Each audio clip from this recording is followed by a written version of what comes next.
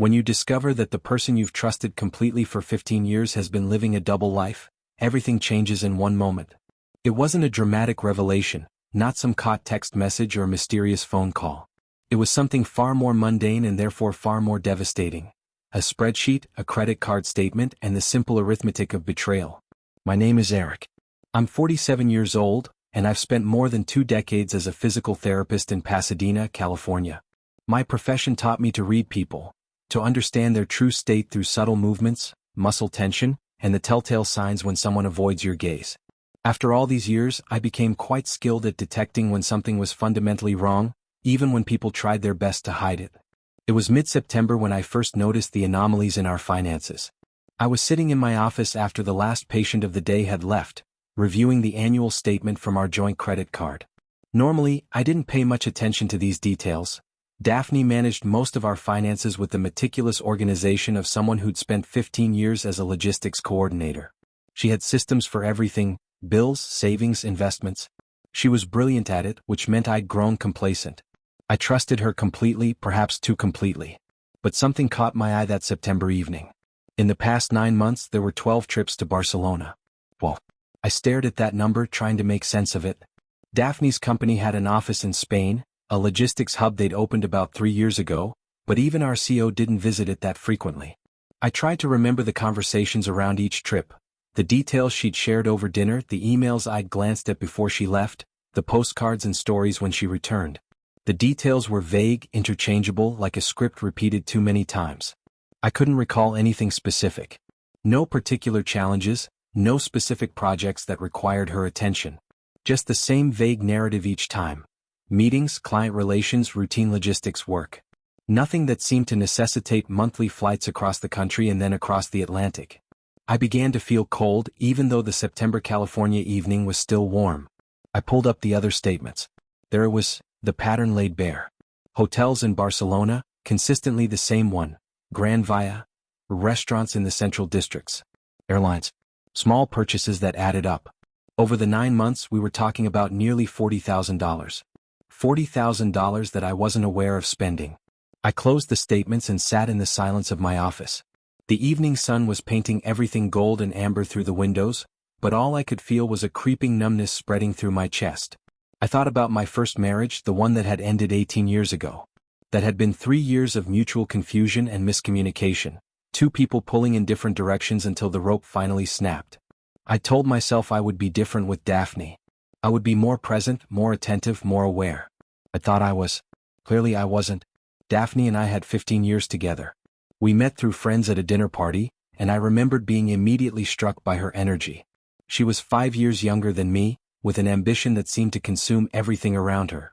She had plans, not just dreams but actual plans with timelines and actionable steps. She worked her way up from an entry-level coordinator to a senior logistics manager. She was the kind of person who made things happen, who organized chaos into order. I had fallen for that competence, that drive. I thought it meant she was someone I could rely on, someone who wouldn't disappear into vague unhappiness like my first wife had. We got married on a beach in Malibu with maybe 50 friends in attendance. We had a small reception, drank champagne, and I felt like I'd finally gotten it right. Then came our 2 kids, Ethan, now 12, and Sophie, 9. They were the bright spots in my days, the reason I left work at a reasonable hour, the reason I showed up consistently and with genuine interest. But something had been shifting and I'd been too blind to see it. After I found those statements, I couldn't sleep properly for 3 nights. I lay next to Daphne, listening to her breathe, wondering when exactly she'd stop being the person I thought I knew. How long had this been going on? And more importantly, with whom? On the 4th day I decided I needed to talk to someone. I called Chelsea, Daphne's oldest friend. We'd known each other for about 12 years through various dinners and weekend gatherings. Chelsea was the kind of woman who noticed things, details that other people overlooked. If there was something happening in Daphne's life, Chelsea would know. We agreed to meet at a small cafe near my office. Chelsea arrived 5 minutes late, and I could tell from her face that she was prepared to tell me things I didn't want to hear. She sat down across from me, ordered coffee she wouldn't drink, and before I could even phrase my first question, she said, "You're asking about Barcelona, aren't you?" I felt my world shift on its axis. How did she know? What was common knowledge except to me? "What do you know?" I managed to ask. Chelsea took a deep breath. Over the past 8 months, she'd noticed changes in Daphne that she'd initially attributed to a new fitness regimen or hobby. New lingerie. More time spent at the gym. Increased attention to her appearance. Chelsea had assumed it was a midlife crisis of sorts, a moment where Daphne was reclaiming something for herself. It didn't worry her too much. Everyone goes through phases like that. But then Daphne had told her about Thad. She'd said it casually, the way you might mention the weather or a new restaurant you'd tried. His name came up in a conversation about Barcelona, slipped in with the kind of careful nonchalance that only works when you're already prepared for the conversation to be difficult. Thad was a painter and decorator, 38 years old, working on a major hotel renovation project in Barcelona. Daphne had met him on the flight to Barcelona 9 months ago in September of the previous year. They'd both been heading to the same city, she for work meetings, he for his art restoration project at the Grand Via Hotel. According to Chelsea, Daphne described meeting him as fate, as though the universe had arranged for them to sit near each other on a transatlantic flight. What started as polite conversation in the airport became drinks in Barcelona. Then it became dinner. Then it became something far more complicated. She told me about the way he looks at her, Chelsea said, and her voice carried a note of something, disapproval mixed with an unwilling understanding of desire. She told me how he takes her hand. She made it sound like poetry, Eric. Like she'd discovered something that had been missing from her entire life. How long? I asked. How long has she been? 8 months. Maybe closer to 9. Since that first trip. And you didn't think to tell me? Chelsea's eyes filled with something like guilt. I told her she was insane. I told her she had a family, that she was throwing away everything. But she just laughed. She actually laughed and said that for the first time in 15 years she felt alive. Those were her exact words, alive. The coffee arrived and I stared into it like it might contain answers. It didn't. There's more, Chelsea continued. I don't think this is just some fling, Eric. I think she actually believes she might leave you. She's been talking about how difficult the logistics would be, how hard it would be on the kids, but she's been talking about it like it's something she's actually considering. Like it's an option on a menu she's seriously pondering.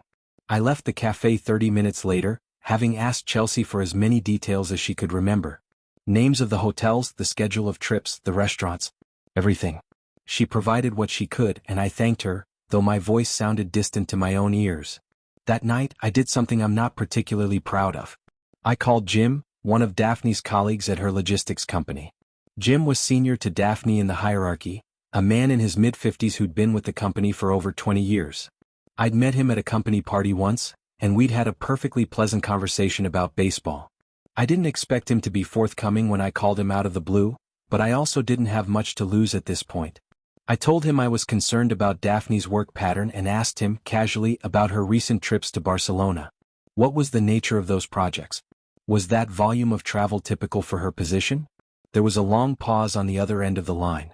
Then Jim said, Eric, I shouldn't be telling you this. But if you're asking, I suspect you already know something. I know something, I agreed. I'm trying to know everything. Jim told me that of the 12 documented trips to Barcelona in the past 9 months, only 3 had been legitimate business travel. The rest had been fabricated. Daphne had doctored the paperwork, enlisted 2 junior colleagues to help create false project records, and essentially been taking paid vacation time under the pretense of essential business travel. The company had no idea. The system relied on trust at her level and she'd exploited that trust completely. The financial records are one thing, Jim said. But the real problem is that she's put her career in jeopardy. If anyone in upper management ever audits her travel logs, if anyone questions why certain projects she supposedly worked on don't exist in the system, she's done. And she's done in a way that will follow her. There are standards in this industry. After I hung up with Jim, I sat in my darkened living room for hours, processing what I now knew. My wife was having an affair. She had been systematically deceiving me, our company, our children. She'd been stealing company resources and trust to fund a relationship with someone else. And she'd been doing it so carefully, so methodically, that if I hadn't been trained to notice small inconsistencies, I might never have known. The question that haunted me through that night was, what was I going to do about it? I thought about confrontation. I could march into our bedroom, demand answers, force her to choose. But something in me resisted that approach. I'd grown up watching my parents argue bitterly, seen how direct conflict often just led to people retreating further into their own justifications. I wanted something different. I wanted accountability. I also wanted to protect my children. October arrived in Pasadena with the kind of perfect weather that California is famous for: 75 degrees, blue skies, a gentle breeze that made the palm trees sway. It was the kind of month that felt wrong to be unhappy in, which made my emotional state all the more surreal. Externally, nothing had changed. I still went to work. I still treated patients with the same professional care and attention. I still came home and cooked dinner and helped Sophie with her art projects and attended Ethan's hockey games. But internally, everything had shifted. I was now living a parallel life, an investigation running silently beneath the surface of our domestic routine. I met with my sister Angelica, who worked as an accountant. I didn't tell her everything. I gave her enough to make her understand that I needed help protecting certain financial assets, without explicitly stating why. Angelica was smart enough not to press for details she didn't need to know. She worked through some options with me and we eventually settled on a strategy. I transferred approximately 40% of our liquid assets to a separate account in her name, ostensibly for an investment opportunity we were discussing. It was legally ambiguous territory, ethically gray, but I wasn't concerned with ethics anymore. I was concerned with survival. "Are you okay?" Angelica asked as we finished the paperwork. "You don't look okay." "I will be," I said. "Eventually. Thank you for helping me with this." She hugged me and for a moment I let myself be comforted. But the moment passed and I returned to the task at hand. I also consulted with a divorce attorney. The consultation was held in an office that smelled like old leather and coffee, and the attorney himself was a woman named Rebecca who'd been practicing family law in California for over 25 years. She was brisk and professional, with no time for emotions or sentimentality. "California is a community property state," she explained. "That means anything you've accumulated during the marriage is jointly owned, regardless of who earned it or who spent it. When we do the division of assets, it will be 50-50 with few exceptions. The house, the savings, the investments, all of it gets split down the middle." "What if she's been misusing community funds?" I asked. "What if she's been spending money on an affair?" "The courts generally don't penalize that," Rebecca said. "They view it as money spent during the marriage, and during marriage both parties have the right to spend money. It's not ideal, but it's the legal reality. Where it does matter is if she's been actively deceiving you about income or hiding assets, which then becomes a matter of disclosure and transparency in the divorce proceedings." I felt something harden in me as I listened to this explanation. The system wasn't designed to punish betrayal, it was designed to divide things. It was transactional, emotionless, and somehow that made it even worse. There would be no cosmic justice in this situation, no karmic correction. There would only be logistics and paperwork and the cold mathematics of property division. "I need you to understand something," I said to Rebecca. "I don't want to destroy her. I don't want to take everything and leave her destitute. But I want her to understand that there are consequences to her choices." Rebecca looked at me over her glasses. "Then we need to focus on custody arrangements that prioritize the children's well-being and your relationship with them. We need to ensure that your retirement is protected. And we need to document everything, every deception, every misuse of joint assets, every breach of trust. The courts may not punish infidelity, but they do care about honesty and transparency." Over the next 2 weeks, I built a comprehensive file. I gathered bank statements and credit card records. I documented each trip to Barcelona, matching the dates with the hotel reservations. I calculated exactly how much money had been spent on this affair. I compiled emails and messages that hinted at her deception. It was thorough, methodical work. The same kind of careful documentation I might use when tracking a patient's physical therapy progress. Don't forget to subscribe to this channel and click like if you enjoy this story. I always read your comments and analyze which stories you like best so that I can create better stories. Thank you. I will continue the story. But something kept gnawing at me. The financial documentation, while comprehensive, didn't feel like enough. Yes, I could prove she'd been spending money. But what I really wanted was to prove that she'd been betraying the company that employed her, that she'd been manipulating her colleagues, that the entire edifice of lies she'd built was constructed on a foundation of systematic deception. I reached out to Jim again, this time with a specific request. I needed him to help me obtain copies of the project files for the trips she'd claimed to be working on. Jim was hesitant. This was beginning to feel like a conspiracy of sorts, like we were moving beyond the personal into something more complicated. But ultimately he agreed. He was, I think, offended by what Daphne had done.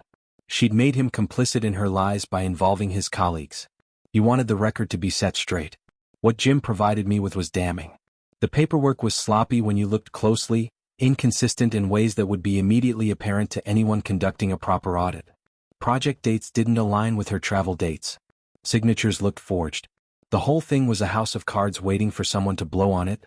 By the end of October, I had everything I needed. I sat down with all my documentation spread across my desk and made a decision.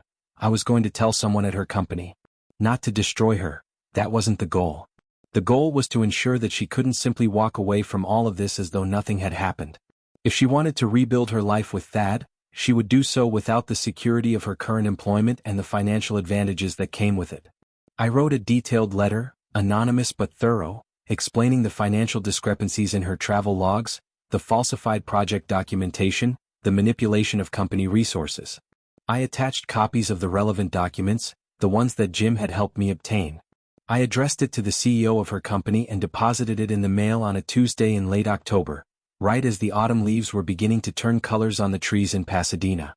There was no satisfaction in it. As I walked away from the mailbox, I felt no sense of triumph or vindication. What I felt was a kind of hollow exhaustion, the sense that I'd just set a wheel in motion and now I could only watch as it rolled toward its inevitable conclusion.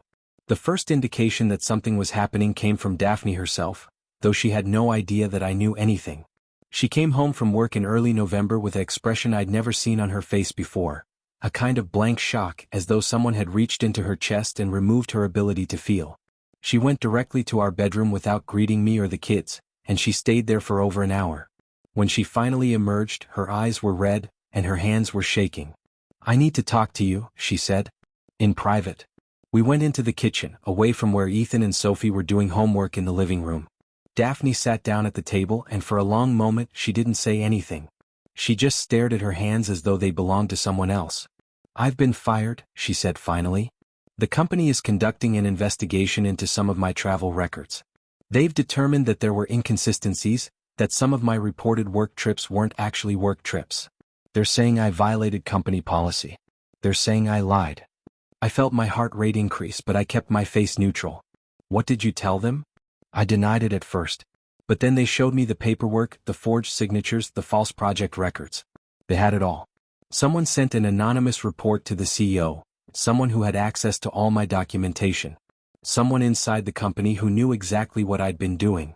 She looked at me then and I saw fear in her eyes.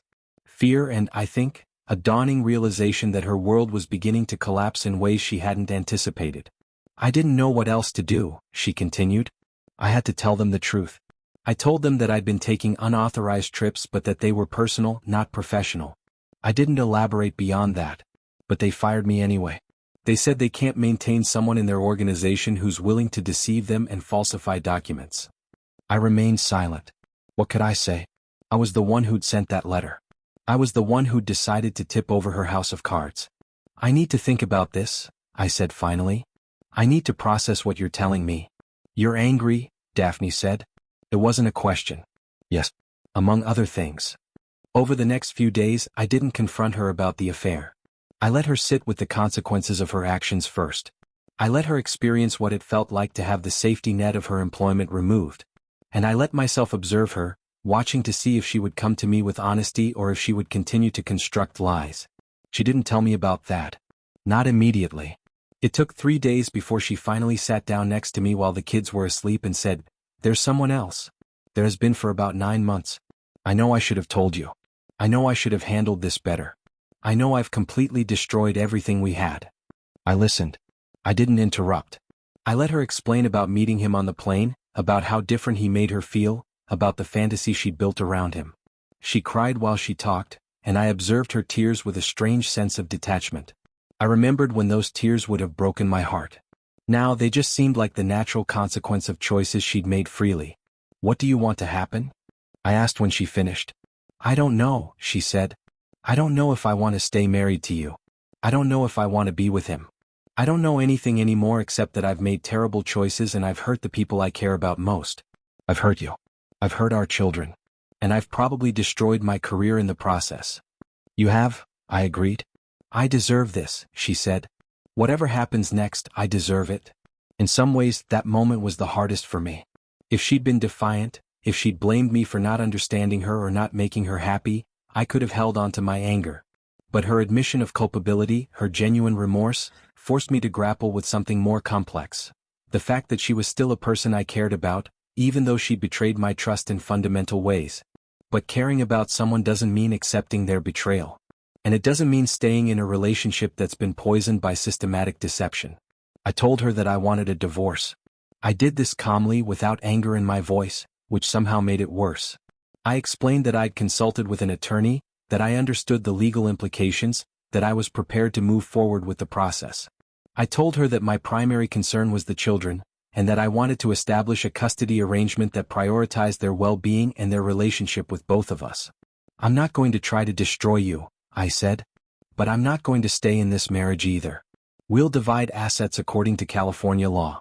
We'll establish a custody schedule. And we'll move forward with our lives separately. Daphne nodded slowly as though she was absorbing a truth she'd known was coming but hadn't wanted to accept. The kids, she said. They're going to hate me. Probably not, I said. But they will need time to understand why their mother and father are no longer together. I'll help them with that conversation, and I'll try to make it as gentle as possible. But I'm not going to shield them completely from the truth either. They're old enough to understand that adults make mistakes, and they're old enough to understand that those mistakes have consequences. That evening we told Ethan and Sophie together. We sat them down in the living room and we tried to explain in language that was honest but not unnecessarily harsh. We told them that sometimes, even people who love each other don't work well together. We told them that we would both always love them, and that our decision to separate had nothing to do with them. We told them that their mother and I would be working out a schedule so they could spend time with both of us. Ethan asked very few questions.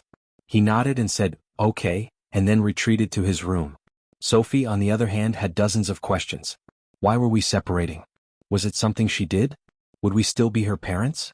Would she have to choose which one of us she loved more? Would things ever go back to normal? Some things will go back to normal, I told her. But some things will be different.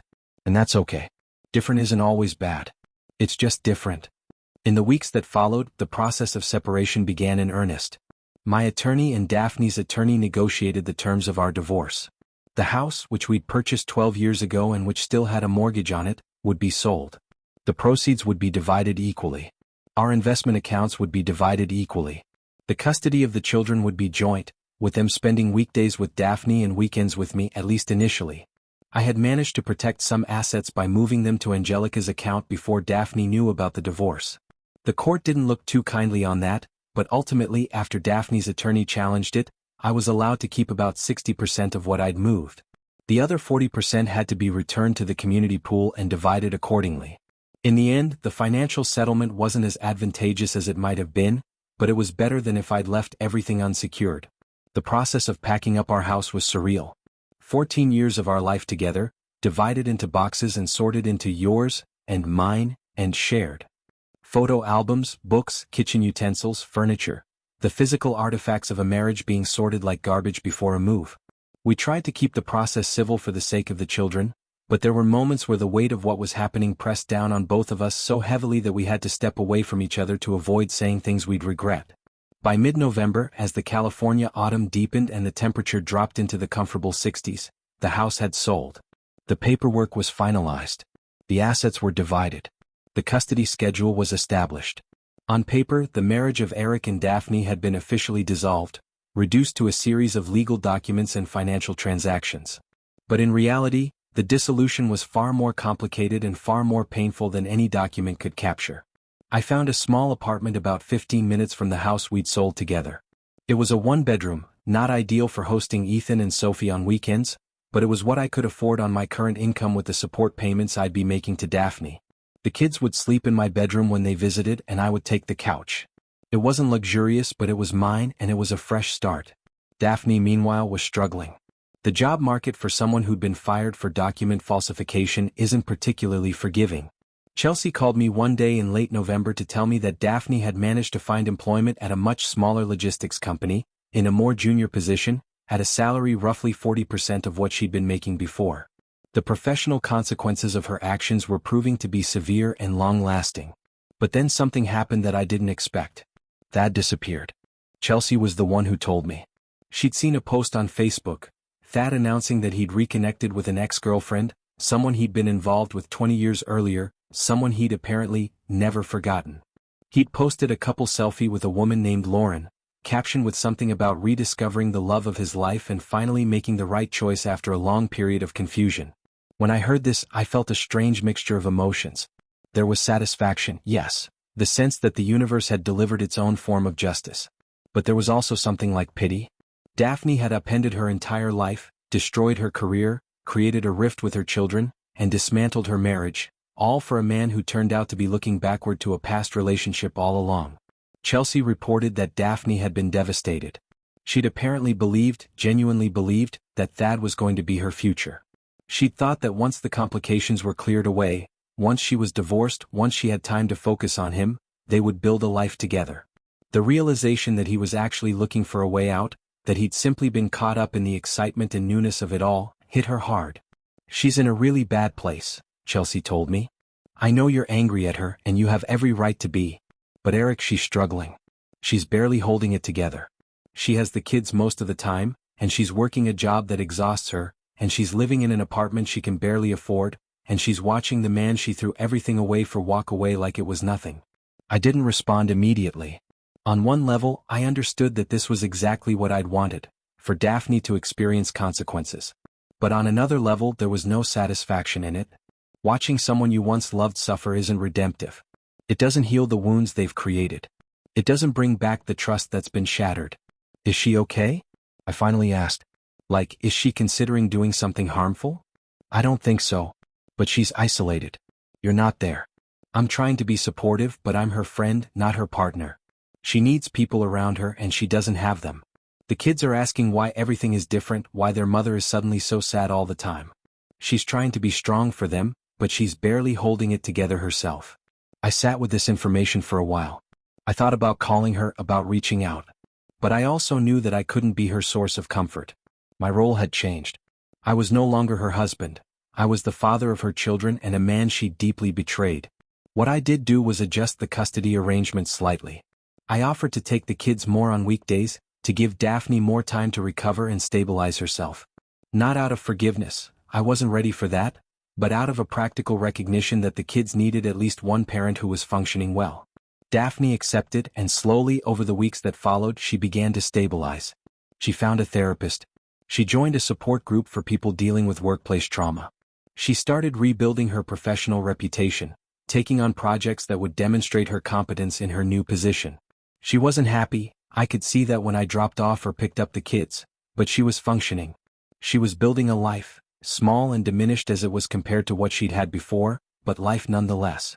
As for me, I threw myself into my work and my relationship with Ethan and Sophie.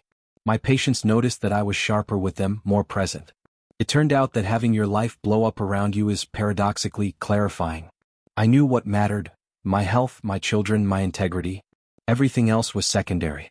Roger, my best friend and a psychologist by profession, spent a lot of time with me during those months. He didn't try to fix things or offer easy wisdom. He just listened, and occasionally he offered perspective.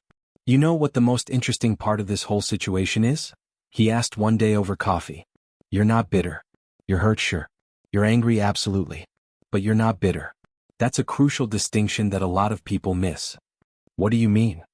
I asked. "Bitterness is when you let the actions of another person define your future. Anger is just acknowledging that something wrong happened. You're angry about what happened, which is appropriate. But you haven't let it make you bitter about the possibility of trust or love in the future. That takes real strength." I wasn't sure I believed him at the time. But as the weeks turned into months and as I watched myself slowly healing, I began to understand what he meant.